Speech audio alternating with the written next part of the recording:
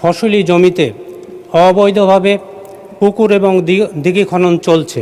আমার প্রশ্ন, আমার নির্বাচনী এলাকা বাগমারার বিভিন্ন জায়গায় এইটা বন্ধের জন্য উপজেলা প্রশাসন শত চেষ্টা করেও ব্যর্থ হয়েছে।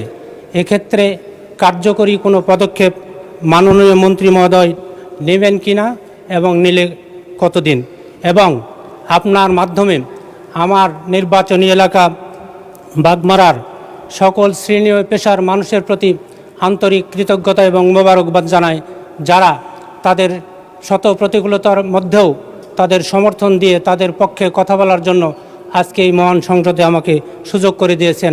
এই জন্য আবারও তাদের প্রতি কৃতজ্ঞতা, মোবারকবাদ। ধন্যবাদ মাননীয় স্পিকার। ধন্যবাদ।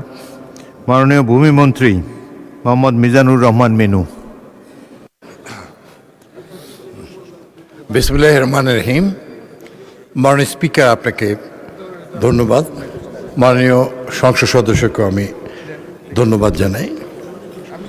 মাননীয় স্পিকার, রাজশাহী জেলার বাগমারা উপজেলার আবাদি জমি বা যথাযথ পুকুর খনন অত্যন্ত কঠোর হস্তে প্রতিরোধ করা হচ্ছে। সুনির্দিষ্ট যে কোনো অভিযোগের ভিত্তিতে তাৎক্ষণিক মোবাইল কোর্ট পরিচালনা করা হয়। সংশ্লিষ্ট এলাকায় 17টি অভিযান পরিচালনা করা হয়েছে। 6টি মোবাইল কোর্টে মামলা করা হয়েছে। মামলাগুলোর বিপরীতে অর্থদণ্ড 50,000 টাকা আমরা ইতিমধ্যেই ব্যবস্থা নিয়েছি। 5 জনকে প্রত্যেককে 1 মাসের সশ্রম কারাদণ্ড প্রদান করা হয়েছে। মাননীয় স্পিকার, আপনাকে ধন্যবাদ।